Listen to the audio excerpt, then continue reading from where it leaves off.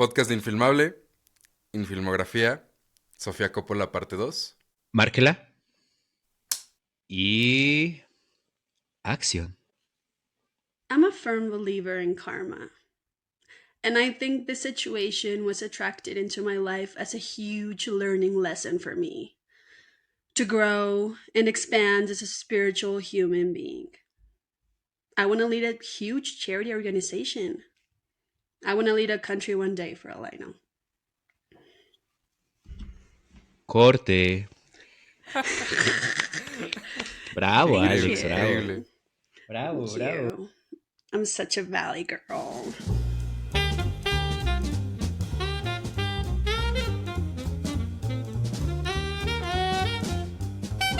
Bienvenidos. Bienvenidas a este podcast de Infilmable. Somos Jorge Ovalle, Sergio Palacios y su servidora, Alexandra García. Y el episodio de hoy, Infilmografía Sofía Coppola, parte 2. Oigan, para los que nos están escuchando por primera vez y quieran saber qué son las infilmografías, es este proyecto que estamos desarrollando donde nos enfocamos en platicar sobre la carrera completa de un director o directora. Y estamos en esta ocasión platicando de la segunda mitad de la carrera de Sofía Coppola. En el primer episodio exploramos sus primeras dos películas, Las Vírgenes Suicidas y Lost in Translation. Y el día de hoy nos vamos a enfocar en María Antonieta, Somewhere y The Bling Ring. Entonces, platicamos un poquito de nuestra relación con Sofía Coppola en esta época, que creo que es justo después del super boom que tiene con Las Vírgenes Suicidas y después de ganarse el Oscar con Lost in Translation. Digo, ahorita vamos a platicar individualmente de cada una de las películas, pero ¿ya habían visto estas películas que mencioné? Fíjate que yo no había visto Somewhere. No había visto Somewhere, pero María Antonieta me encantaba. Y de chiquita, cuando vi The Bling Ring, la verdad es que no sabía que era de Sofía Coppola.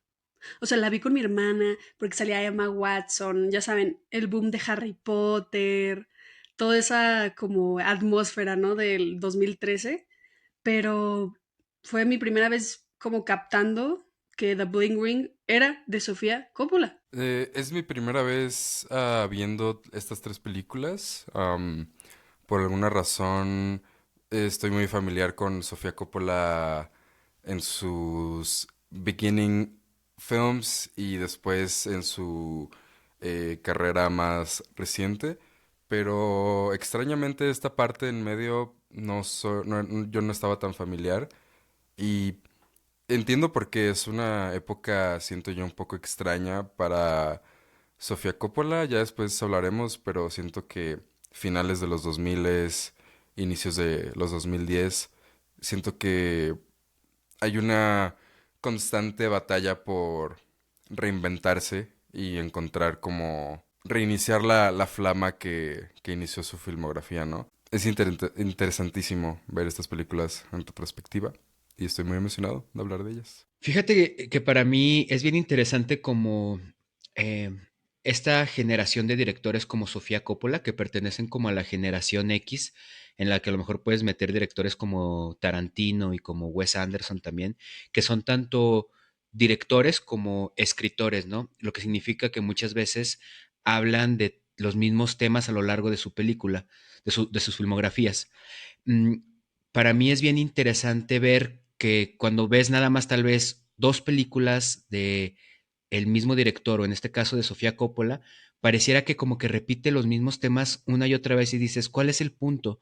Pero cuando ves 10 películas de ella, es increíble ver cómo su mente va a todos los aspectos posibles de los temas que le interesan, ¿no? Cómo profundiza de diferentes maneras y cómo aborda cada uno de estos temas. Para mí, esta mediana etapa en su carrera es en la que empieza a explorarlos de una manera más deliberada y tal vez empieza, bueno, creo que tiene una voz muy fuerte desde el principio, pero vamos a ver que sobre todo con la primera película que es María Antonieta, creo que encuentra su voz más poderosa y después decide en sus siguientes dos películas abordar como temas laterales los temas que vamos a platicar. No quiero como adelantarme mucho para tener carnita ahorita que platiquemos de las películas, pero esa es como mi relación con esta mediana etapa de Sofía Coppola. Entonces, no sé, ¿les late si empezamos con la primera película? Vayamos María con María Antonieta. Antonieta. Es probablemente su película más extravagante, más grande en escala, en presupuesto, en ambición. Y no es sorpresa, ya que llega después de ganar el Oscar por Perdidos en Tokio. Y después como de este éxito, este boom, ¿no? Con sus primeras dos películas, llega con María Antonieta, una apuesta atrevida y siento que es algo que la gente no se esperaba en ese entonces. Habla sobre esta joven archiduquesa austriaca, María Antonieta, que llega a Francia para casarse con el futuro rey. Una vez ahí, pues está súper aislada en la corte de Versalles, intenta adaptarse a este entorno súper rígido y se refugia en los excesos, en el placer, todo esto desconectándola cada vez más de la realidad. Me encanta esta película. Increíble, increíble. A mí me sorprendieron muchas decisiones que tomó en esta película. Siento que son decisiones que si viera en una película actual, tal vez no me sorprenderían tanto, como es el uso de música moderna, The Cure, The Strokes, Aphex Twin, en este setting de la realeza, una película de época. Siento que son cosas que no me hubiera esperado. Es que esta es su película con mayor presupuesto. Tuvo 60 millones de dólares para hacer esta película. Las otras películas de Sofía Coppola rondan en presupuestos de 10 a 15 millones, ¿no? Esto es casi el triple de presupuesto que suele tener para sus películas. Y me alegra mucho decir que se ve cada centavo puesto en esta producción, ¿no? Es impresionante el nivel de producción que tiene esta película. Por supuesto, lo primero que para mí salta a la vista son los vestuarios increíbles que tiene la película. La película fue grabada en Versalles, tuvieron la oportunidad de grabar mucho de parte de la película ahí. Eh, Todo el diseño de producción es bellísimo y creo que es importante como cuando un autor de verdad tiene una voz, darle estos presupuestos porque sabes que van a hacer algo increíble con ellos, ¿no? Para mí es muy triste que como que creo que después de esto Sofía Coppola no ha tenido como la oportunidad de volver a hacer algo a tan gran escala como María Antonieta. Y creo que esta es como su película donde tiene su mayor voz. Creo que cuando hablamos en el episodio pasado de Perdidos en Tokio, Lost in Translation, creo que se notaba que fue una película muy colaborativa con Scarlett Johansson y Bill Murray, como que se veía que la trabajaron como en el momento, como que fue una película muy naturalista. Y se ve que en esta película cada cosa está planeada de forma minuciosa y milimétrica. Y cada puesta en escena tiene un propósito, ¿no? Estoy muy emocionado de platicar con esta película porque de verdad creo que esta es la película donde podemos ver la voz de Sofía Coppola por primera vez en su mayor expresión. ¿No les parece que cada vez que salen los caballos, justo hablando de que se nota cada centavo que le metieron? Yo estaba aquí, ¿qué onda la caballeriza? O sea, hasta ese tipo de cosas, ¿no? Hay un elefante, o sea, hay un elefante por una escena de 30 segundos. ¡Hay un elefante! O sea, ¿qué onda? Y si los vestuarios, ¿qué onda? Son preciosos. La verdad me sorprende que la hayan dejado estar en Versalles, pero bueno, tiene el apellido Coppola, tiene pelis cañonas. Y te digo, es como es un fenómeno muy común cuando un director o una directora viene de ganar el Oscar, le dan su blank check, ¿no? Como esta oportunidad de pruébate a ti mismo, haz esta película y no sé, me interesa mucho hablar como de la recepción que tuvo esta película. Siento que al escuchar una película de María Antonieta no te esperas esto, siento yo, sobre todo un público un poco más tradicional, un poco más viejo. Y no sé, me imagino que esta película ha de haber llegado como un golpe a las pelotas, ¿no? De que esto es lo que significa ser joven. Tal vez me esté adelantando, pero probablemente mi toma favorita de la película, mi plano, mi cuadro favorito de la película sea la toma con los zapatos y salen los Converse atrás. Qué lindo. se me hace el statement más cabrón de la película. Esta no es una representación histórica de los hechos, ¿no? Esta es mi interpretación y esto es para mí lo que significa ser joven y lo que significa que te avienten a un mundo con tantas responsabilidades cuando parece ser que aún no has eh, aprovechado todo lo que tu juventud tiene que dar. Es súper ambicioso meterte a esta historia porque es un personaje, a ver, muy grande y muy famoso, ¿no? En la historia francesa. Y bueno, voy a decir historia internacional. Qué Claro. difícil empatizar y volverla humana, ¿no? Porque es tan mítico ese personaje y se me hace súper cool que se haya echado esa responsabilidad. Estaba escuchando una entrevista que le hacen a Kirsten Dunst, que es la titular María Antonieta en la película, y dice que cuando platicó con Sofía Coppola por primera vez de esta película, creo que esto les va a gustar si no lo han escuchado, que Sofía Coppola le dijo que imaginara que esta película era como si la corte de Versalles fuera una preparatoria y hubiera chismes y rumores y hubiera como cada uno de los personajes típicos de una preparatoria, como la chica popular, como el deportista, como la que le gusta esparcir rumores, ¿no? Y esa fue como la aproximación.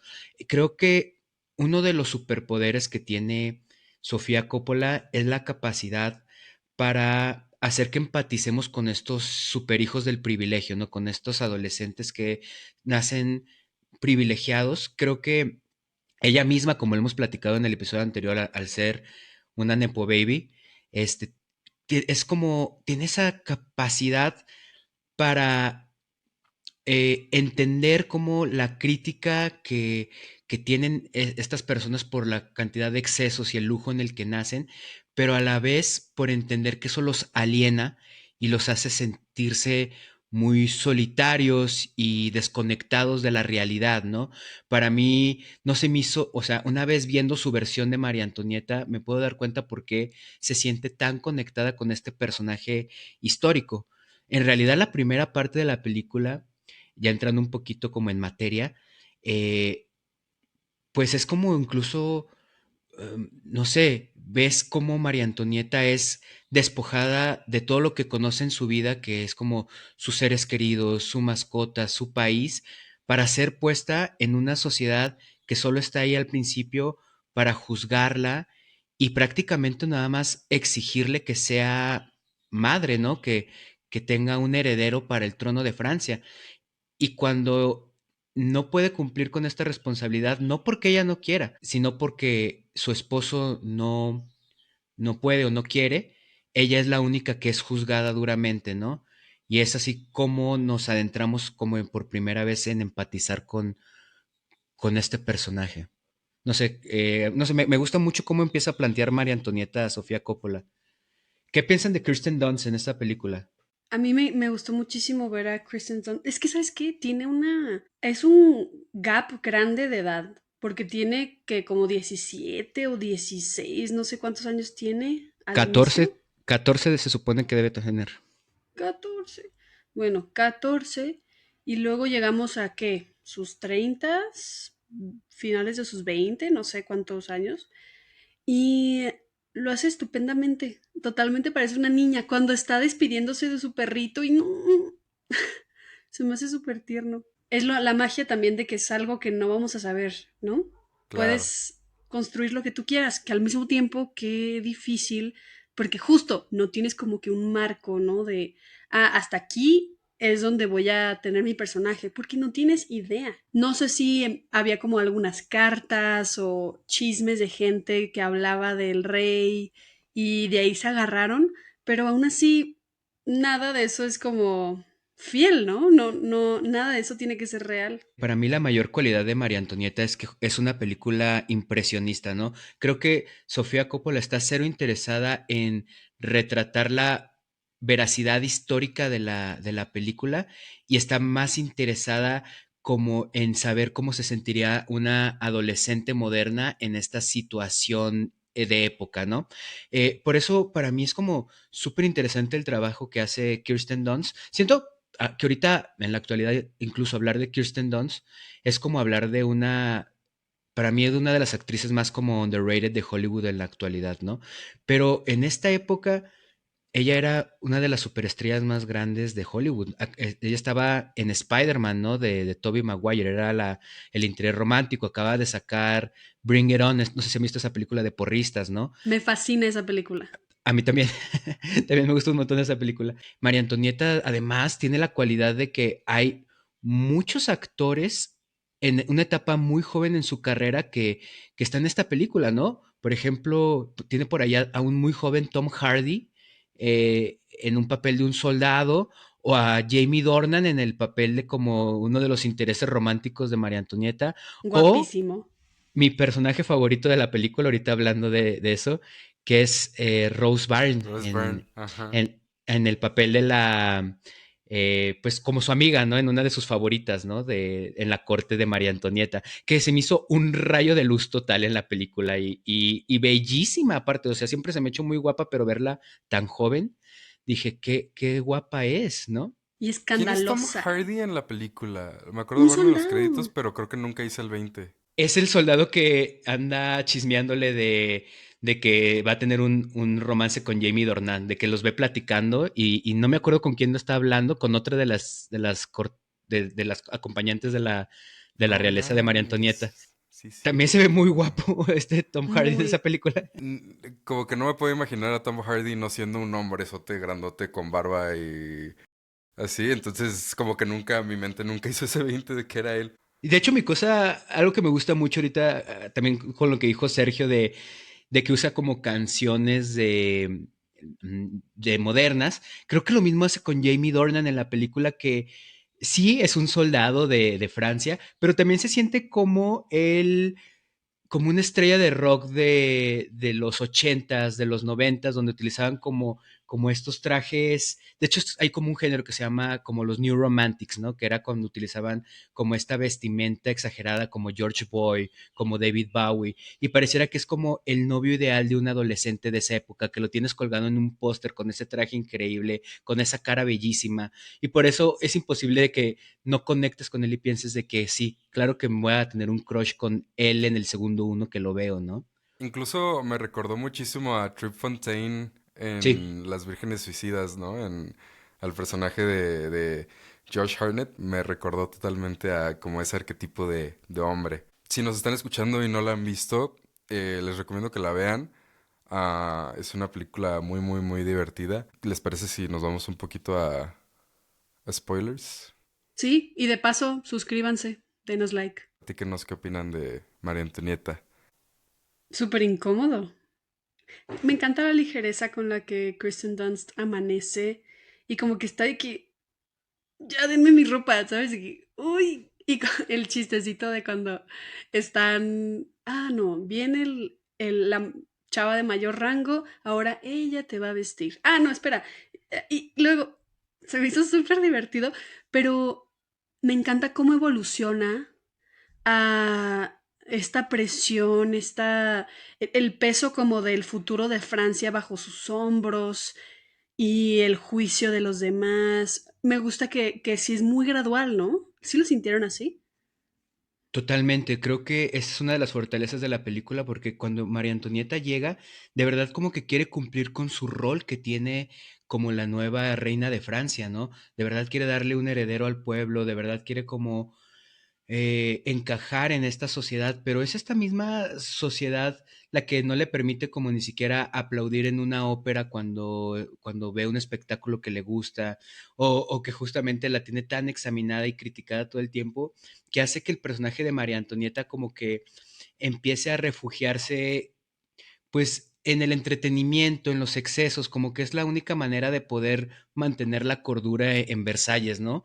Que, que saliendo de fiesta escondidas, que es no sé, creo que el momento donde para mí la película hace un giro de 180 grados y se convierte como en su mejor versión, es cuando aparece esta canción de I Want Candy, I want candy. Y se empieza a ver Mm. que de que come un montón de postres, ¿no? De pastelitos y es como ese momento donde ya María Antonieta empieza a desatarse, ¿no? Y empieza a vivir su vida al máximo, porque de otra forma no puede seguir viviendo ahí. El episodio pasado que hablábamos de las vírgenes suicidas, mencionábamos que Sofía Coppola sabe perfectamente retratar lo que es ser una mujer adolescente. Todo en esa etapa de tu vida se siente de vida o muerte, todo es el fin del mundo. Siento que es muy interesante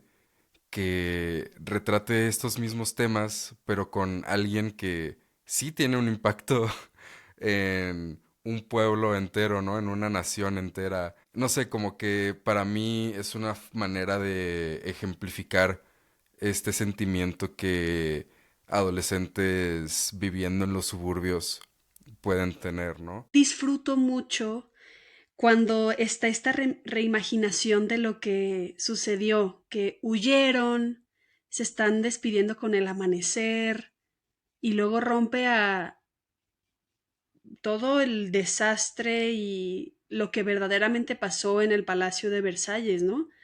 Me gusta mucho esa contraposición de la ilusión y la realidad, pero sí, quizás sí fue un poco súbito, ¿no? Como ya el cambio y ahora María Antonieta refiriéndose a los chismes, ¿no? Cuando están leyendo así como las noticias y ¿viste lo que dijeron de ti? Y ella, o sea, that's nonsense, yo nunca diría algo así. El delivery de cómo dice, let them eat cake, con el labial negro, uy, me Porque fascina. Sofía Coppola le dijo que esas frases las dijera como si fuera una Valley Girl, que era el acento que tenía que hacer.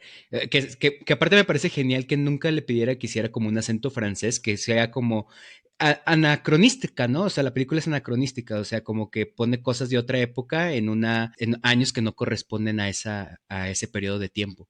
También están jugando en una escena, ¿cómo se llama? Es caras y gestos de que Ah, el sí, papelito y tienen de que Mozart y Alexander the Great sí. y así. No sé, se me hizo divertido. Supongo que no existía ese juego en esa época, pero se me hizo muy divertido ver a la realeza jugar ese juego. No sé, es muy lindo. Las fiestas parecen totalmente una dorm party. Sí, wow, La sí. gente se está viendo y se está coqueteando como si fuera a la universidad. No sé, se me hace muy divertido. De hecho, yo creo que esa es mi escena favorita de la película, Sergio, cuando van a esta fiesta de máscaras. Y justo me gusta mucho porque festejan como si fueran adolescentes modernas, ¿no? O sea, de que toman en exceso y van corriendo de un lado a otro para decirle de, ah, él me gustó, mira, te está volteando a ver, de que... Ujú. Pero se siente como todo muy moderno, nada más con estos disfraces de época, pero las conversaciones parecieran que son sacadas de la actualidad. Incluso con el aspecto de la música, sale Ujú. música moderna, ¿no? Y uno pensaría, ah, bueno, en la película, en el universo de la película estamos escuchando nosotros como audiencia esta música moderna, pero hacemos como la conexión de que probablemente ellos están escuchando, no sé, su música de whatever, de Orquesta, ballet, sí, de orquesta. sí. Pero luego cuando cortas a las escenas de fiesta, cuando ya no son como los planos generales, la música de fondo es música moderna. Sí, Entonces sí, como, no, esa es la música que está sonando en esta fiesta. Época, ajá. es de, Ajá, se me hace genial. Y de nuevo, esa toma con los Converse es probablemente mi plano favorito de la filmografía de Sofía Coppola. Tengo un hot take. Uh, Ok, hay una escena un plano, donde creo que acababa de parir la hermana. Tuvo un hijo y le ganó. O sea, María Antonieta no mm. tuvo un hijo primero y fue súper humillante para ella porque el hermano menor del rey, bueno, del soon to be, no tiene progenie. Y suena esta canción de The Strokes que me encanta, o sea, esa canción me gusta mucho. Está María Antonieta corriendo por un pasillo, está como corriendo así como bien chiquito, ¿no? Sí. Ahí solo como que pensé que iba a llegar algo más. O sea, siento que se volvió muy estilístico el hecho de que si estuviera esa canción, tiene como un crescendo interesante. Y pensé que iba a pasar algo más y no. Termina esa escena de cuando corre y ni siquiera corre tan cañón. ¿Y qué pasa? ¿Tú qué pasa después? Yo no sentí que hubiera conexión. No, sí. Y de hecho está bien interesante porque la cámara llega, o sea, ella corre y llega a la cámara para tener un super close-up de su rostro y empieza a llorar. porque, o sea, la escena termina con ella llorando porque no puede, porque tiene que estar feliz por el nacimiento de su sobrino, obviamente, pero ella por dentro está destrozada porque justo sucedió lo único que no debía de pasar, que era que alguien más tuviera un hijo antes que ella, ¿no? Entonces, ahí para mí esas son de las grandes fortalezas de Kirsten Dunst en la película, ¿no? Obviamente tienes como todo el aspecto que lo dijiste muy bien al inicio, Alex, de retratar a una mujer mucho más joven de la que en realidad tiene cuando esté actuando en la película, y la versión más madura donde puede alcanzar como estas emociones complejas y retratarlas con lágrimas sinceras, ¿no? Y poderosas. Bueno, creo, casi estoy seguro que eso es lo que sucede, Alex, de que termina corriendo y llega hasta su cuarto y llora.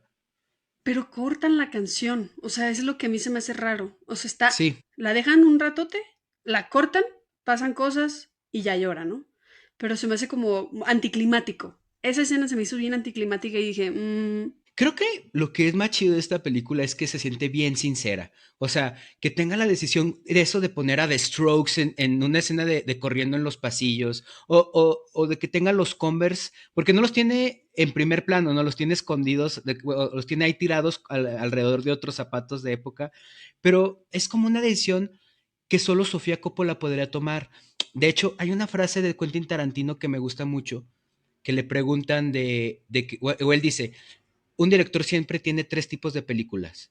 Su mejor película, su propia película favorita y la película que solamente ese director podría hacer. Esas son las tres películas que tiene un director, ¿no? Según Quentin Tarantino. Y para mí, María Antonieta es la única película que Sofía Coppola podría hacer, que solo ella tendría la visión para retratarla de esta manera, pues a eso me refiero. Que solo su originalidad y creatividad podrían hacer que sea única. De hecho, me hizo apreciarla mucho más y no quiero empezar a criticar cosas modernas, pero pensando en la adaptación de 2026 de Cumbres Borrascosas, que también es como Estaba una... pensando en eso, es tal cual. Estaba a punto de mencionarlo. beso. Platícanos, Sergio, platícanos, a ver si piensa lo mismo que yo. No, o sea, es que tienen cosas muy similares. Cumbres borrascosas. Y no tenemos que hablar tanto de Cumbres borrascosas. Pero un ratito. Cumbres borrascosas tiene un soundtrack completo de música de Charlie XCX. Que amamos a Charlie XCX aquí, ¿no? Amamos. Se siente un clash bien cabrón estar viendo una película de época y escuchar a Charlie XCX con autotune decir... O sea, no sé, es como la misma idea sin fondo. No sé, traer una película de época a la actualidad, pero Sin corazón. sin corazón, ajá. O que creo que esta funciona un poco mejor, pero creo que le debe mucho a María Antonieta, la serie completa de Bridgerton de Netflix, ¿no? Que también hace lo mismo, que es como una serie de época con música moderna, con cosas de la actualidad en cuestión de relación. A lo mejor ya no es tan sorprendente ver cosas de época con anacronismos modernos, pero es porque creo que se lo debemos a Sofía Coppola y a María Antonieta. Creo que ella es la directora que tuvo esa voz tan poderosa para retratarlo de una forma tan perfecta en una película. Nada más tal vez para cerrar lo del tercer acto, algo que se me hizo bien bonito y bien interesante es que María Antonieta, en la figura histórica, obviamente una de las cosas por las que es más famosa es porque fue decapitada, ¿no? En la vida real. Eh, Me gustó mucho que Sofía Coppola en una entrevista dijo que ella no le interesa para nada ver la muerte y decapitación de una mujer, que ese no era el punto de su película. Por eso ella decide terminar la película en un plano muy melancólico cuando ella está huyendo de Versalles. Justo Alex lo mencionó, en un atardecer precioso donde está como viendo a través Amanecer, de ¿no? su... Perdón, en un amanecer precioso donde la luz del sol le está pegando en la ventana de su carruaje con una expresión perdida de tengo que dejar otra vez todo atrás, ¿no? Hasta se siente como cíclico, ¿no? Que llega a un lugar y termina abandonándolo al final de su vida. Y termina justo el último plano, lo que dijo Alex, una habitación de Versalles totalmente destruida por una horda iracunda, ¿no? Que es un plano bellísimo, bellísimo, con un candelabro destruido, casi pareciera como de terror, pero con una Ujú. estética inigualable, ¿no? No sé, quería preguntarles ya impresiones finales de la película, calificación, pensamientos finales. Preciosa. María Antonieta is my girlie, a pesar de los errores. She's just a Y girl. she's just a girl, Sí, in a verdaderamente great sí. way.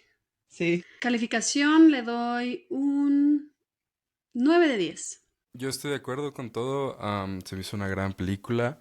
Justo este último plano me recordó mucho a la forma en la que Tarantino reescribe la historia en un par de sus películas, sobre todo en Once Upon a Time in Hollywood, que es como regresarle un poco la dignidad y el respeto a esta figura que tuvo un final trágico. Pero tengo mis problemas con el tercer acto. Para mí, como toda esta tragedia viene un poco de la nada.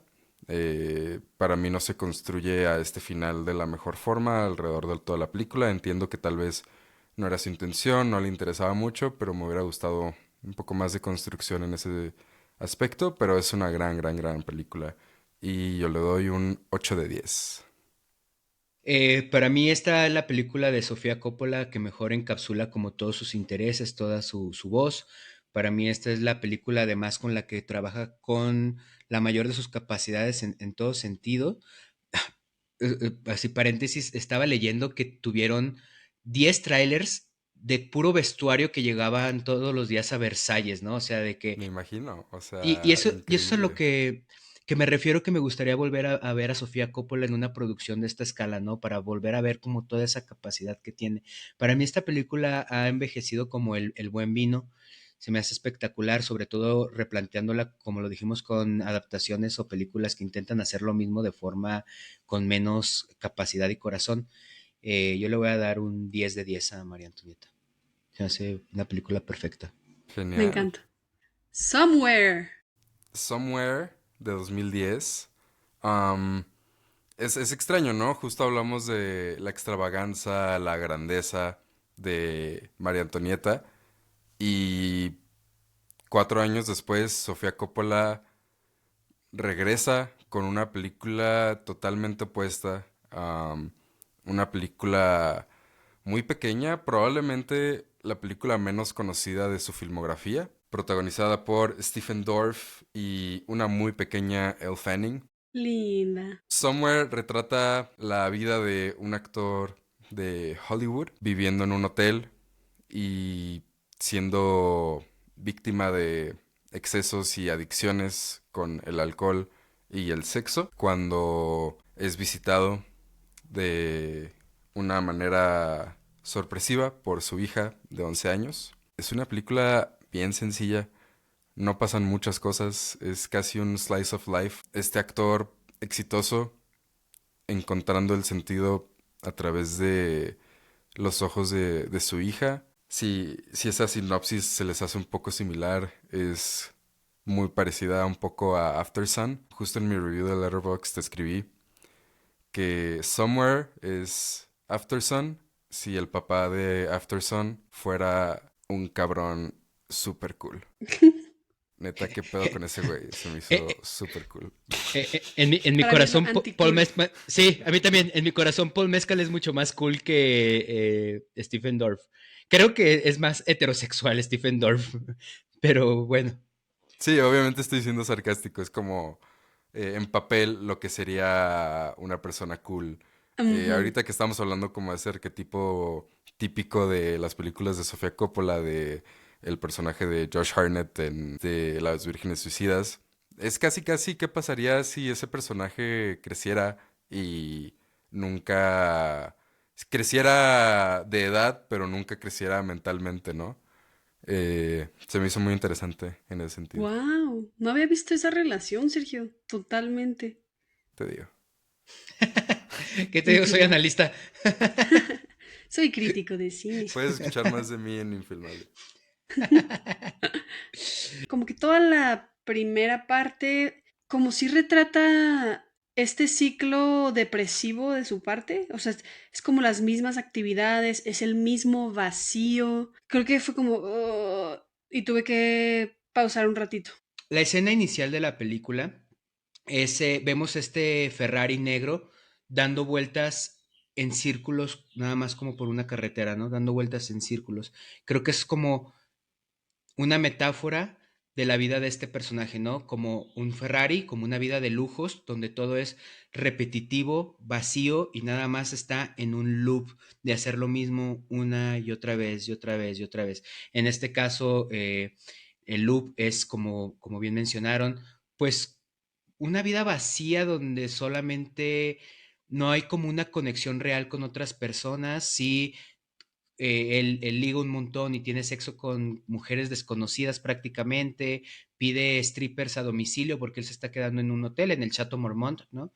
Este famoso hotel en Los Ángeles, y en las tardes va a hacer entrevistas para promocionar su nueva película, donde nunca sabe qué responder, donde pareciera que tiene respuestas vacías a las preguntas que le hacen cada entrevistador, y llega en la noche a su hotel otra vez para encontrarse una fiesta y para volver a repetir el mismo ciclo una y otra vez. Creo que es intencional, como que se sienta esta pesadez, ¿no? En la vida de él, de que sientes que es como lo mismo y lo mismo. Prácticamente los primeros 40 minutos vemos haciéndolo lo mismo y pareciera redundante, pero creo que la fuerza de la narración es esa, que te sitúa en ese estado de completa letarguez. Y es por eso que cuando aparece por primera vez el Fanning se siente como un rayo de luz, un sol. Bueno, me emociono por ella, pero sí. No, no, no, tienes toda la razón. O sea, las escenas en las que no sale, supongo que era la intención, justo para retratar. Pero totalmente intencional, porque todas las escenas en las que no sale Elle Fanning, honestamente yo las sufro. O sea, la película para mí se vuelve un poco aburrida cuando no está su personaje en pantalla, porque le da una, como dijiste, un rayo de sol, totalmente. Es impactante ver una actuación de este nivel de ella tan chiquita, ¿no? Sí, una naturalidad bien linda. Sí, aparte creo que tiene un rol complicado, ¿no? El Fanning en esta película como siendo tan joven. Tiene que capturar esta necesidad de querer convivir con su padre, pero no entender qué está sucediendo a su alrededor, ¿no? Como que su papá le intenta ocultar que tiene como esta vida de excesos. Llega al hotel después de que él tiene un romance, un affair con una vecina de su cuarto, ¿no? Y ella le pregunta algo así como, oye, ¿por qué te bañaste en otra habitación que no es la tuya? ¿No está funcionando tu regadera? Y él dice, ah, sí, no está funcionando, algo raro le pasa. O sea, es decir, como que ella tiene que ser reaccionaria a cosas que no entiende, porque lo único que ella quiere es como amar y ser amada por su padre, ¿no? Es como muy tierno y a la vez profundamente triste, ¿no? Lo que está sucediendo en la vida de esta niña, que la abandona su madre. Ajá, más con eso. No sé si mi mamá va a regresar.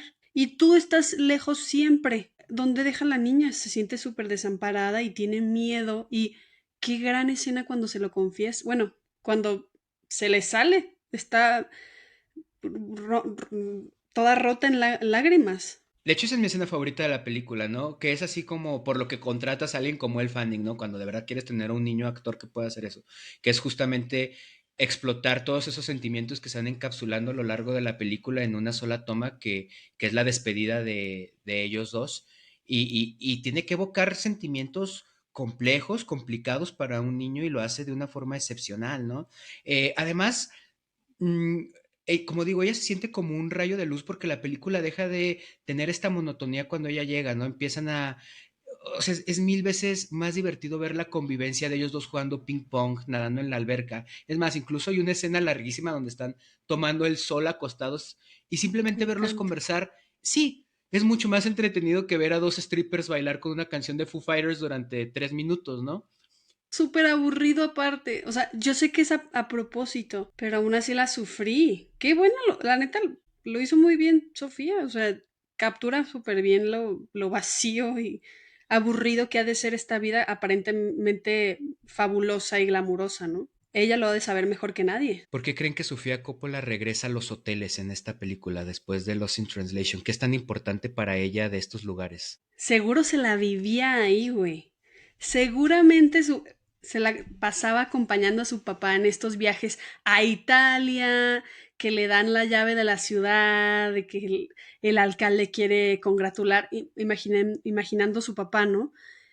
Seguramente es súper lo que ella vivió, ¿no? Como siendo hija de un aclamado director. Toda la secuencia en el Festival de Cine que le dan su premio honorífico por su carrera es muy divertida. Me recuerda como a algunas escenas de Lost in Translation, como esta alienación en un país donde no sabes qué está diciendo nadie. Justo digo, al final no sabremos todos estos detalles de su vida, al menos que leamos una biografía que ella haya escrito, ¿no? Pero es imposible no hacer estas comparativas sobre el papá superestrella, estrella de acción, y el papá superestrella, director de cine, autor, ¿no? O sea, sí, siento que es tal vez una de sus películas más personales. Sí, y de hecho, justo creo que habla mucho de su madurez, no solo como directora, pero como persona.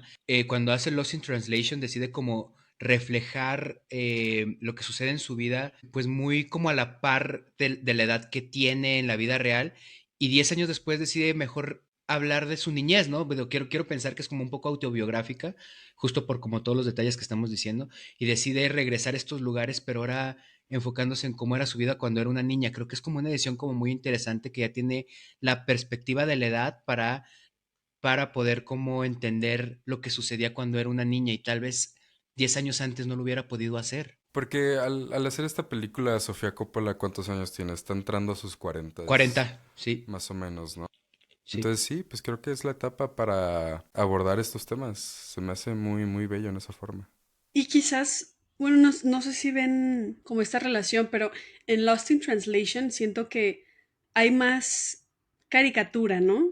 Y aquí yo no lo sentí tanto No. así. 100% habla también como de otro punto de madurez, ¿no? Quizás también ser más compasiva quienes están en Mm. todo este rollo de Hollywood y ay, la fama y De hecho, justo, como que es una película que se esfuerza en entender a la figura paterna, ¿no? Como desde el punto de vista de la niña lo adora totalmente.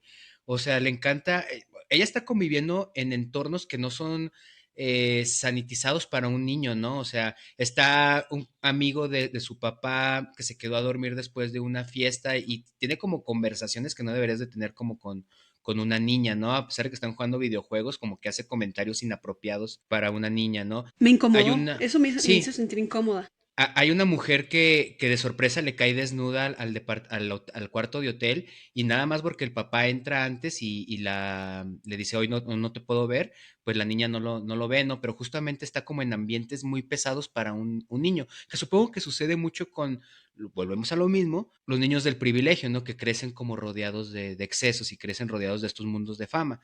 Volvemos a lo mismo.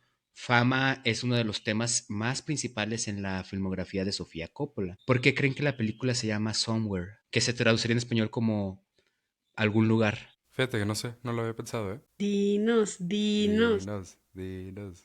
Este, Somewhere es pues Sofía Coppola platica que Somewhere es Los Ángeles, es una forma que ella le llama a Los Ángeles, porque, y no me quiero adelantar mucho, pero igual que varias de sus películas, esta es una película cíclica y el personaje de Stephen Dorff, el papá del actor, termina otra vez regresando a su auto, ¿no? Al final de la película.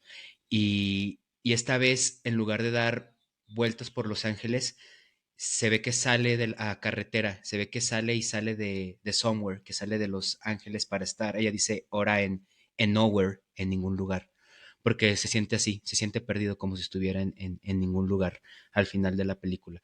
Esto es porque el personaje del padre decide como, bueno, más bien, al despedirse de su hija, regresa como a la maldición de esta vida de loop, de ya no tener como una persona con la que de verdad pueda conectar, ¿no? Y por primera vez los Ángeles se convirtió en somewhere, ¿no? En algún lugar.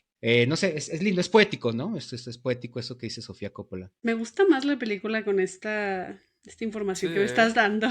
justo yo tenía un problema con el final, como que se me hacía de que, ay, güey, X, entiendo.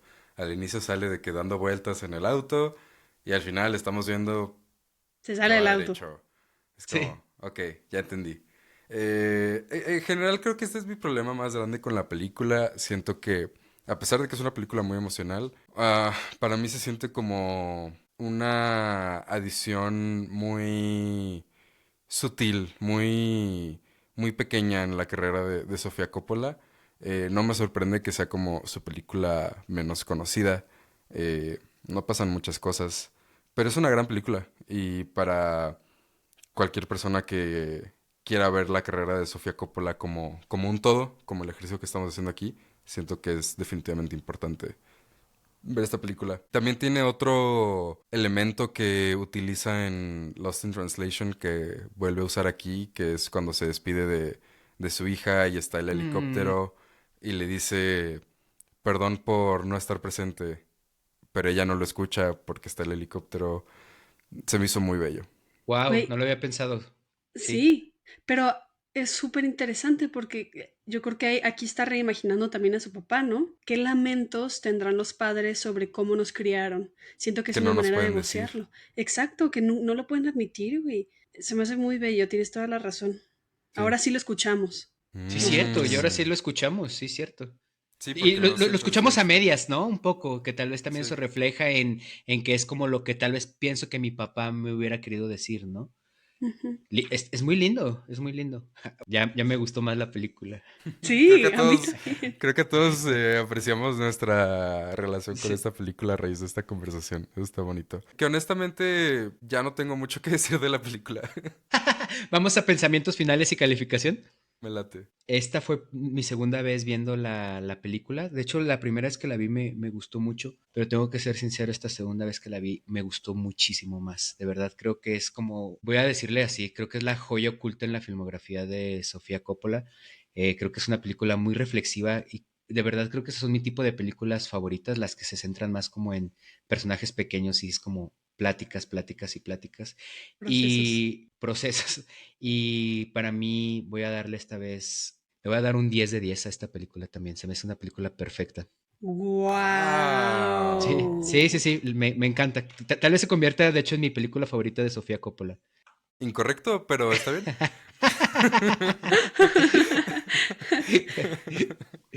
Pues No te cada creas, quien tiene amigo. su opinión. Está padre. Se van Hay que las... respetar la op- opinión de todos aunque estén incorrectos, amigos. Sí. Es brava, es brava, es brava. ¿Tú, Alex? ¿Reflexiones finales? Me hubiera gustado que no se hubiera salido del carro. Mm, Ujú. No me gustó que se saliera del carro. Y yo le voy a dar un 7.5 de 10. Punto 5 y todo. pero la Eh, redondeamos a 8. Redondea 8 a 7. Es que mira, le voy a poner 7, pero después de esta discusión y el rebote, me gustó más. Sí, 7.5. Algo está bien. bien, pues, está bien. Pasa de panzazo. Sergio. Sí. Sí. A mí me gustó mucho esta película. Siento que tiene sus temas. Honestamente siento que no es tan interesante la experiencia de verla, pero es más interesante la experiencia de platicarla. Me recordó a muchas cosas que se me hacen mejores. Como me recordó mucho a BoJack Horseman por alguna razón. Me recordó mucho a Aftersun, obviamente. Y siento que esas películas retratan estos sentimientos de una manera más fuerte, pero tiene sus highlights y admiro mucho que Sofía Coppola haya hecho esta película, sobre todo después de la grandeza de María Antonieta, regresar como a esta escala menor, se me hace muy lindo y me imagino lo importante que ha de haber sido esta película para ella personalmente, así que me encanta que exista esta película. También quería mencionar, hay un cameo muy padre de Benicio del Toro por ahí, Sí, en qué el loco. elevador. Ah, Ujú. sí. Ah, no sé por qué, pero me gustó. Y sí, Elle Fanning, increíble, debió estar nominada tal vez al Oscar. Yo le doy un 7 de 10. Antes de pasar a la última película, les quiero decir un comentario que leí en Letterboxd que me dio muchísima risa de esta película, que decía de que muchas personas dicen que esta película es como ver pintura secándose, ¿no? Como refiriéndose a que es Mm. aburrida. Y luego dice, le responde, sí, pero es viendo la pintura de la Capilla Sixtina secándose, güey, ¿sabes? O sea, de que... está, Linda. sí, Ah, qué porque padre. está perfecto. Bien, pues Cute. avanzamos a la última película de la que vamos a platicar hoy. La What? favorita de Sergio. La favorita de Sergio. Terminamos con broche de oro, amigos. Cerramos con broche de oro el episodio. Cerramos con una película de 2013 que se llama The Bling Ring. La historia de un grupo de adolescentes de Los Ángeles que está obsesionados con la fama, ¿no? A un grado de que este grupo de amigos decide comenzar a robar mansiones de famosos, como la de Paris Hilton, Lindsay Lohan y Orlando Bloom, por ejemplo, entre muchos otros. Y es como todas las consecuencias que estos actos van a provocar en sus vidas. Esta película está basada en un artículo de Vanity Fair, que se me hace como bien interesante que decida adaptar como no un libro, sino un artículo, que se llamaba The Suspects Were Louis Vuitton. Se me hace una peli bien interesante, pero quería preguntarles primero, ¿ya habían visto esta película? ¿Qué piensan? ¿Cuáles son sus impresiones de The Bling Ring? Ya la había visto, no sabía que era de Sofía Coppola cuando la vi. Tenía 12 años, más o menos, y la vi con mi hermana y la recordaba mucho más cool de lo que la volví a ver. De hecho, también la vi con mi hermana y sí dijimos, uy, ¿qué es esto? ¿Y ustedes? Siento que esta película fue muy controversial cuando salió.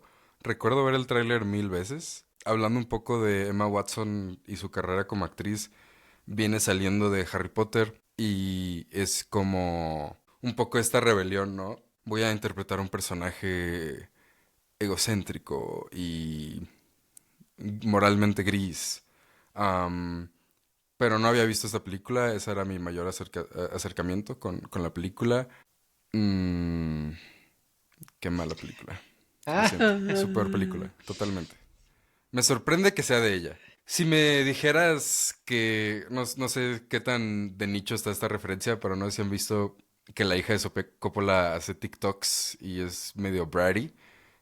No me acuerdo su nombre, algo Coppola, Gia. No, no, Gia no, es no. directora. Es Bueno, Romy Mars. Perdónenme, pero esa mujer tan icónica no vamos a decirle como es ándale. Romy Mars. Si me hubieras dicho que la dirigió ella, te creería totalmente, pero no, la dirigió su mamá. Se me hace como casi una parodia de lo que es una película de Sofía Coppola. Damn. Esta es la primera película de Sofía Coppola que yo vi en el cine. Todas las demás como que no me habían tocado. Esta fue la primera que de verdad, o sea, como ya conscientemente, no, si fue la primera película, ya fue como la primera película consciente de que voy a ir a ver al cine una de Sofía Coppola. Está interesante, como que creo que Los Tres es la que nos brinca más en su filmografía, ¿no? Como que es la que estamos entre, bueno, creo que totalmente ni siquiera grises, ¿no? Como que estamos negativos en nuestra apreciación por esta película, pero creo que va a ser interesante porque podemos deconstruirla, podemos como ver cuáles son los temas que se repiten en esta película, de sus otras películas y ver qué es lo que le interesó de dirigir algo de esto, ¿no? ¿Por qué contar esta historia? De entrada, lo mismo, ¿no? Son personas obsesionadas con la fama, ¿no? Son adolescentes que también tienen como un status quo en su grupo de amigos, ¿no? Obviamente, Sergio ya mencionó ahorita, Emma Watson probablemente de todo el grupo de amigos es la actriz más famosa que pertenece a ese grupo de amigos, o era como la persona más reconocida, aún lo es, ahora regresando casi 7 años después a la película, no más, ¿no? ¿Cuántos? ¿13 años después? Sí. Sí, Oye, amigo, amigo, ya. Oh, cuéntale ya. bien. Tururururu. Tururú. Es que es muy interesante. O sea, en papel a mí se me hace como súper interesante. Un montón de chavos adolescentes metidos a casa de súper famosos, súper estrellas. ¿Qué pasaría? Se me hace súper cool. Sí, Siento que tiene mucho sentido. Sí, tiene mucho sentido. No sé, mi problema más grande con esta película es un tema, no sé, tal vez un tanto político. Am, Siempre, obviamente, como lo hemos estado hablando en estos episodios, Sofía Coppola es alguien que le interesa mucho la fama porque ha crecido en ese mundo desde su incepción por ser hija de la familia Coppola, ¿no? Y para mí esta película retrata el odio que la clase alta le tiene a la clase media. Para mí, porque estos chicos no son millonarios tipo Paris Hilton, son clase media alta, que cuando estás en esos círculos, clase media alta es casi asco, ¿no? Para mí esta película tiene un mensaje muy putrido desde eso. Para mí, Sofía Coppola no ve a esos personajes con empatía, Lo cual me sorprende porque siento yo que Sofía Coppola es una persona que empatiza mucho con sus personajes y en esta película no lo sentí para nada. Para mí en esta película está viéndolos desde arriba, un poco con asco de que, pobrecitos, quieren pertenecer. Creen que robando nuestros zapatos Louis Vuitton, Alexander Wang, lo que sea, creen que van a pertenecer, pero para mí casi el mensaje de la película es por más que intentes robar, nunca vas a pertenecer. Y para mí Fuck. por eso, no solo es una Güey. película mal hecha, incluso me hizo reconsiderar como todo lo bueno que hemos dicho de Sofía Coppola. Qué chistoso, qué chistoso, porque creo que concuerdo contigo en todo, excepto en en tu interpretación de la película.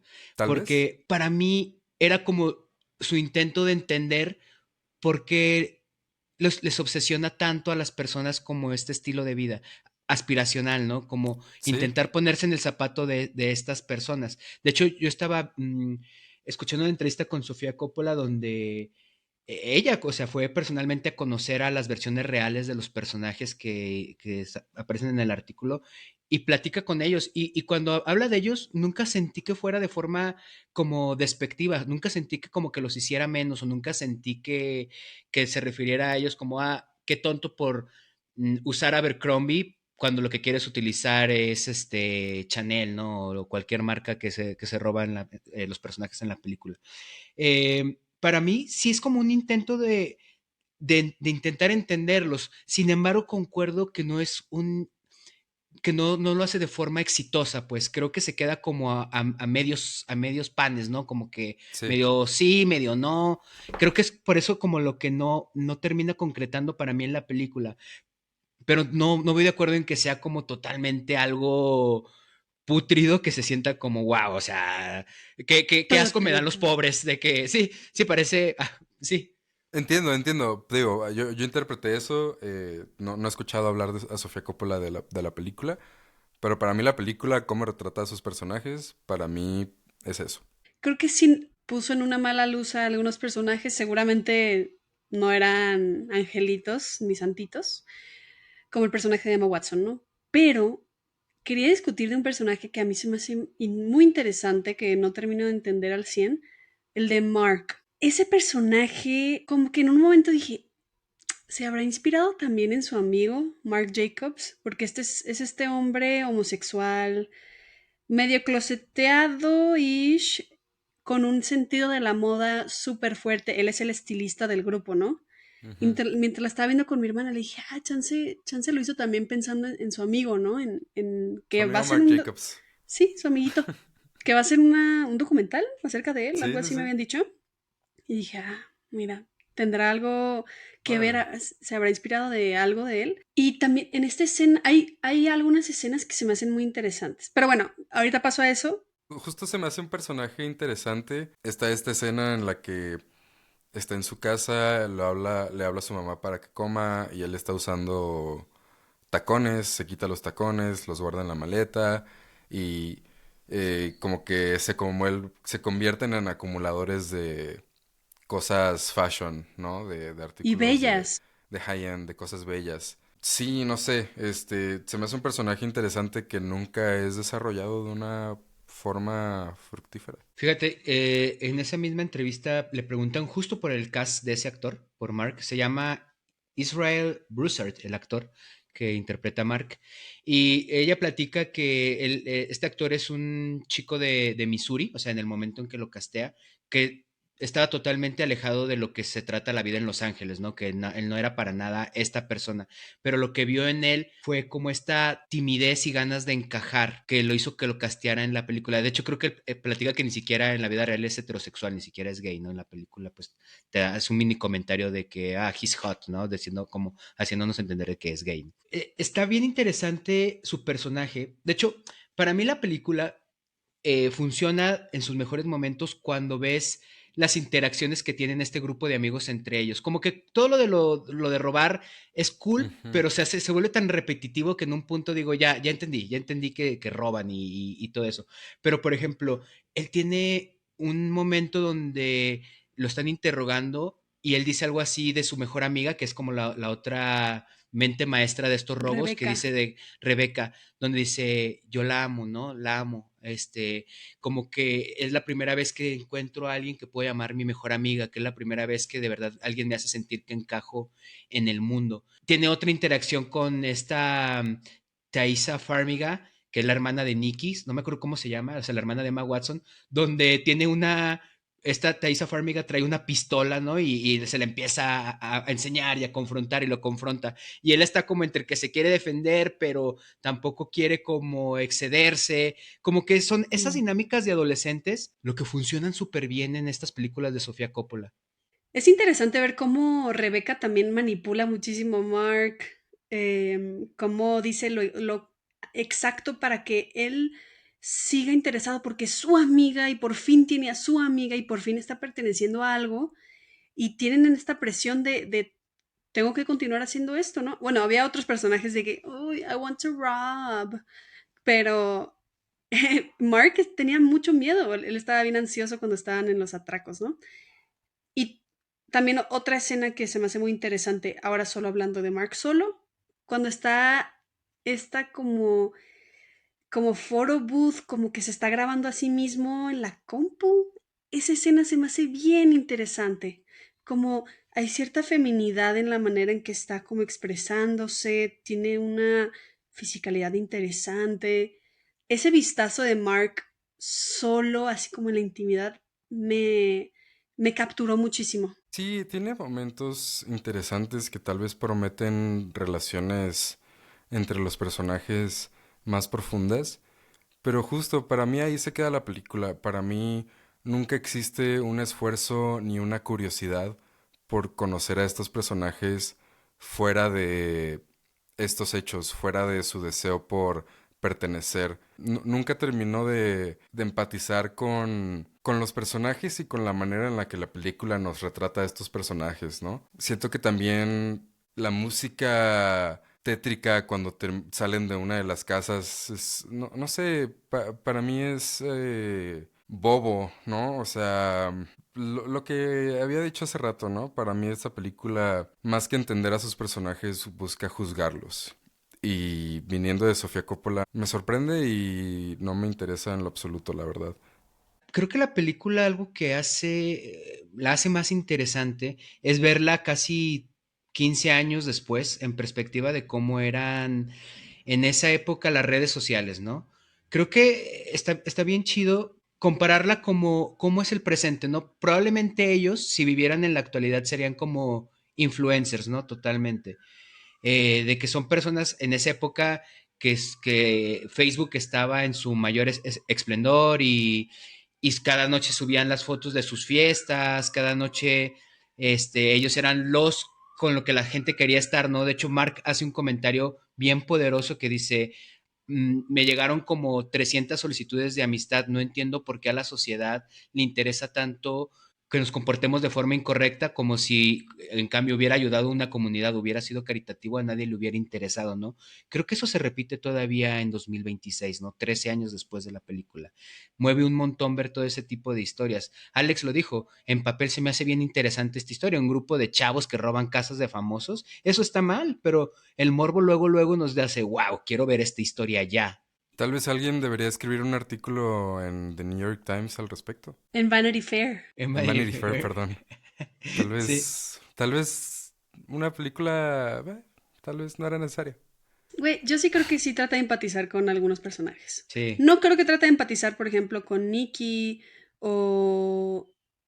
O sea, creo que donde más sí lo veo es, por ejemplo, cuando vemos esta mirada juiciosa de los padres hacia sus hijos, cómo se han de haber sentido siendo denunciados y, por ejemplo, la mamá de Rebeca, ¿no? Que Rebeca siempre fue un misterio, en mi opinión. Rebeca siempre es Sí, como la más apartada, la villana, la que todos dicen, ella fue la que La nos que llevó a inició hacer todo, ¿no? esto, sí. Que Ajá. realmente, pues sí, sí lo inició, ¿no? Pues sí. Pero aún así ellos son cómplices, no les quita la culpa.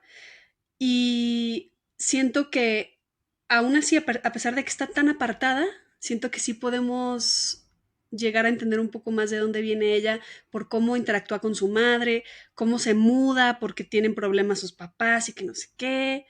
Eso se me hace interesante. Y con Mark también, que vemos sus momentos como más aislado y más queriendo pertenecer. Yo siento que sí, sí trata de empatizar con algunos personajes, pero como dijo Jorge, no lo hace de una manera tan exitosa y por eso nos desconecta. El personaje de Nikki, Emma Stone, da Emma una de Watson. mis actuaciones. Emma, perdón, pero la comparación está mal en todos los sentidos. Emma Watson da una actuación que neta, perdóname, pero no. Sí, sí, yo quería platicar de ella, justamente es como, porque aparte se siente que es el personaje que más tiene carnita, ¿no? En la película, o por lo menos la que la ponen en más situaciones. Eh, es bien interesante lo que dijeron al principio. Viene saliendo de Harry Potter. De hecho, puedo decir que Nicky es la anti-Hermione, ¿no? Es totalmente lo opuesto a lo que estábamos acostumbrados a ver en toda esta saga de Harry Potter. En Harry Potter es responsable, inteligente, empática, y aquí se vuelve pues una Valley Girl hueca, no sé, que solo le interesa, no sé, incluso miente, ¿no? Ella dice como, es un personaje mentiroso al grado que nada más lo que le conviene es lo que quiere que la gente perciba de ella. Eh, mira, yo no sé si estoy de acuerdo en que sea un papel erróneo para ella, pero agradezco como que haya decidido tomar una oportunidad de hacer algo completamente diferente con su carrera. Como que al terminar Harry Potter dijera, vamos a intentar reinventar la percepción que tienen de mí como actriz. Creo que para mí nunca ha dejado de encasillarse en el papel de Hermione. Creo que yo nunca la he podido ver como fuera de ese rol. Creo que lo he intentado en muchas ocasiones. Creo que este es su intento más fuerte de hacerlo, de hacer algo totalmente diferente. Y eso lo agradezco al final del día, aunque no es exitoso para mí del todo. Aunque tiene secuencias muy graciosas, justo como el monólogo que recitó al principio está Alex. De verdad, ese momento sí me hizo reír de verdad. Eh, Creo que tiene sus momentos. No sé qué tanto fue afectada por el guión y qué le dijo Sofía Coppola para dirigirla. No sé realmente cómo es el estilo de Sofía, pero sí se vuelve una caricatura de la Valley Girl, que chance también ese era el propósito de su personaje. No sé, no estoy segura. Se me hace muy raro, Jorge, que menciones que tal vez este sea el personaje con más carnita, Ajá, cuando sí, no estoy estoy de acuerdo. totalmente en desacuerdo. O sea, Ujú. para mí la única razón por la que este personaje es tan prominente en la película es porque lo interpreta Emma Watson. Para mí la única razón por la que la película inicia con su personaje y termina con su personaje es porque lo Justo. interpreta Emma Watson. Pero fuera de ahí, se me hace un personaje sumamente poco interesante. O sea, para mí no hay nada. Hablamos de Rebeca, hablamos de Mark, que tienen como estos destellos de alguito, ¿no? Para mí ella se me hace, o sea, no estoy diciendo que la persona en la que se basen sea poco interesante porque no sé nada de ella, pero este personaje, como me lo retratan en esta película, para mí no es nada más que una caricatura de lo que una chica de clase media alta hace para pertenecer a la clase alta. Y para mí, perdóname, pero para mí es Sofía Coppola burlándose de este estereotipo de mujer. Y se me hace muy extraño viniendo de ella, ¿no? No sé, a mí esta película no me gusta para nada. Aparte Estoy está de fea acuerdo. la película. Pero creo que es a propósito. O sea, obviamente hay intencionalidad. O sea, creo que está fotografiada como si fuera un reportaje de TMC, como si fueran este tipo de noticieros. O sea, puede gustarte o no, pero Sí, sí, sí. creo que hay un propósito en que la película se vea de esa manera. O sea, después de ver aparte María Antonieta y Las Vírgenes Suicidas, sabes que Sofía Coppola es la reina de la estética y ella decide adoptar una estética para esta película. Pero para mí, y no estoy totalmente seguro de esto que voy a decir, probablemente esté incorrecto, creo que es la transición de Sofía Coppola a grabar a digital, que siento que no entiende muy bien cómo funciona la fotografía digital. Hay muchas tomas en el pleno sol que están subexpuestas. Entiendo que tal vez sea la intención, pero para mí me recuerda, no sé, para mí es alguien que tal vez no entiende muy bien cómo funciona la fotografía digital, intentando transicionar a este medio. Y obviamente sabemos que lo lograría, no estoy diciendo que no sepa fotografiar nada, simplemente esta película se me hace feísima. Güey, no les gustó mucho cuando está este plano vemos el robo desde afuera? Sí, Se me hace Eso fascinante. está sí, padre, eso sí me sí. gusta. Que se ve la casa que tiene Sí, todos los cristales y Sí. así, las ventanas bien expuestas, y vemos todo, desde que entran, se suben, prenden la luz, salen, sí, todo eso me eso. gusta. Yo estoy de que, wow, esto me gustó mucho y fue muy refrescante después de como que lo repetitivo de, "Ah, vamos a entrar a la casa de Paris Hilton, mira esta puerta, ay, mira, collares, Sí, es la mejor escena de la película y es la única que aparte creo que sí sientes como esa paranoia de que los van a atrapar, como que escuchas helicópteros alrededor y como los ves moviéndose de cuarto en cuarto, pero que no, como tú tienes el plano completo y sabes lo que hay a los alrededores, sientes que en cualquier momento va a llegar la policía o va a llegar el dueño de la casa y los va a atrapar, ¿no? Como que en eso sí se me hace que funciona perfecto y me hubiera gustado más ver esa película que el resto de la película que tuvimos. ¿Saben quién sí me Estoy de gustó acuerdo. mucho como actúa en esta película? Leslie la Mann, mamá. la mamá. Sí, Sí, el mejor personaje de la película. sí. Divertidísima. Sí. Ella sabe en qué película está. Creo que por eso es como que hace que funcione tanto la película. Sí, me encantó. Shout out a ella. Sí, ella lo hace bastante Leslie Mann bien. es muy buena, sí. Pues para mí esta película creo que siempre la he tenido, siempre la he odiado. Esta vez que la revisité no me gustó, pero ya no la sentí tan vacía como en otras ocasiones. Creo que mucho del trabajo lo hizo como la actualidad y que siento que reflexiona en la obsesión que tenemos como jóvenes por la fama y por este estilo de vida. Me gustó mucho ver muchas canciones de esa época que siento que yo sí escuchaba, como Super Rich Sí. Kids de Frank Ocean, salía por ahí Power de Kanye, como que hay varias canciones de esa época que decía, ah, sí, esas canciones yo las escuchaba en 2013. All of the Lights, me All gusta of the escuchar All of the Lights, Lights. sí. Le voy a dar un 6 de 10 a la película. Ok, yo le iba a poner más baja, pero por el personaje de Mark, Rebecca y cosas que se me hicieron interesantes de la película, le voy a poner 6 de 10. Igual que tú, Jorge. Sí. Sergio, tu peli fab. Am, Mi película favorita de Sofía Coppola. Siento que ya lo dije. Para mí esta película no solo es mala, no es divertida, a pesar de que es una película muy corta, se me hace eterna. Sí, el arte está feo, no sé, nada, hay pocas cosas que me gustaron de esta película, pero Sofía Coppola es una cineasta increíble y a pesar de eso tiene escenas muy chidas como la que mencionan del atraco en la casa. Hay como pequeñas cosas de los personajes, o sea, no es una película totalmente incompetente, pero la raíz de por qué se hizo esta película no estoy de acuerdo y se me hace una burla y por eso le doy un 2 de 10. Una ¡Hala! estrella si lo ves en Letterboxd. Me encanta ver a Sergio enojado y opinionado por una película. Creo que de esto se trata al Quiero final hablar del más de día. películas malas. Sí, Bravo. sí, sí tiene ganas de hablar de ese tipo de películas. Bien. ¿Qué nos sigue en el camino de Sofía Coppola? Vamos a llegar a la parte final, Alex, ¿no? Sí, Ah, vamos esperen, a... olvidamos la mejor ¿Qué? película, Ah, la más sí. importante de la carrera de Hay, Sofía Coppola. hay que mencionarlo porque luego se nos va a ir. Decidimos, hay otra película en la que estamos pensando si hablar de ella o no el día de hoy. Es el especial de Navidad que dirigió Sofía Coppola para Netflix que se llama A Very Murray Christmas, protagonizado por Bill Murray.